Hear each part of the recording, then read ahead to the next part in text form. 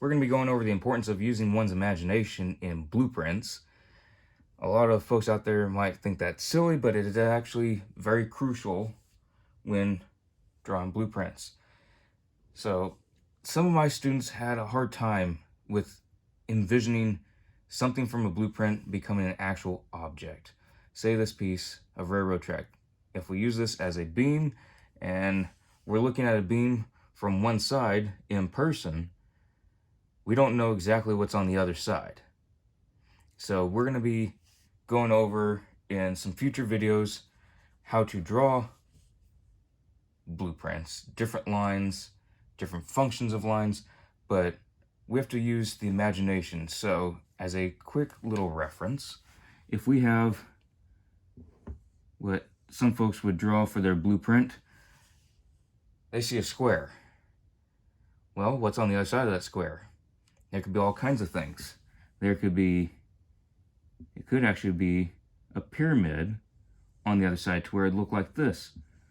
But for a blueprint, that's not how we draw it. If it was a pyramid with a point in the center, we'd be doing hidden lines because we can't see those lines from this side. Then we need to alter this view. What does it look like if we were to tilt it this way towards us? Well, it would just look like a silly little triangle, wouldn't it? But it's not just a triangle, it's a pyramid. We have to draw this out. So we're going to be going over top views, front views, primary views, isotropic views. We're going over this in future videos, but it is important to use the imagination with blueprints, because if you see a pyramid, but I ask you to draw it from the bottom side, it's not going to look like that, because it's just going to look like a silly little square. If you're going to draw what you see, you're going to see nothing. But if you're drawing a blueprint of what it would look like looking from the bottom into a pyramid, you'd have these hidden lines going to the point. So if we're looking from that view, it would be that. If we're looking from this view, it'd be this one. If we're not trying to see what's on the inside, we're just looking at the bottom, it would be that. So it's all from a matter of perspective. Which way are you looking at it? If we're looking at it straight on, it's going to look like this. It's not going to look like any of those. So it's the importance of laying out blueprints and using one's imagination. It will become much more crucial in future videos. This is just a very basic design or layout of not even a design, but the purpose of imagination.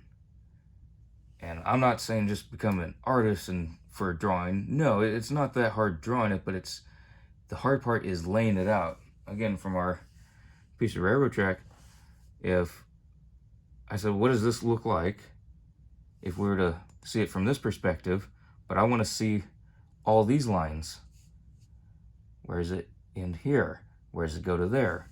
Well, just as a quick reference, I'll draw this out. If we're looking from the bottom view, you say, well, it looks flat. Well, we have our bottom piece of track. We sure do, it's right there. But we have our web right here. It goes right there. Now, this isn't any of our regular structural beams, so it's going in up here instead of going all the way out. So we're going to have another line where that goes line up. It's not to scale, obviously, but if y'all can kind of catch drift, we have our web right here. Right there is our web. That's this piece right here. Right here is the top part of our rail. So you can kind of see how it lays down. We have our hidden lines. We have our outside lines. We can see those. So those are our object lines. We'll be going more into the types of lines in a later video. But for those that are watching each video, I would like for y'all to remember that using your imagination is important with blueprints. If you can use your imagination easily, you might think it's silly, but for others, it does take time to get the hang of it. You have to imagine what's on the opposite side. I see it from this view, but I know something's over here. I have to draw it, showing that it's on the other side. And then you have to flip it. Then you have to draw everything again. Then you got to flip it again and draw everything again. Then you got to turn it on its side and draw everything like that. So it does get more complicated as we go. But for future reference, please do try to use your imagination for blueprints. It will come in handy and does take practice. So in order to see the future videos, if you wouldn't mind sharing, so those of y'all that might be in your classes can see this, might help them out as well. Comment if you're enjoying the content here, like as well, and please subscribe for future videos. We'll see you in the next one.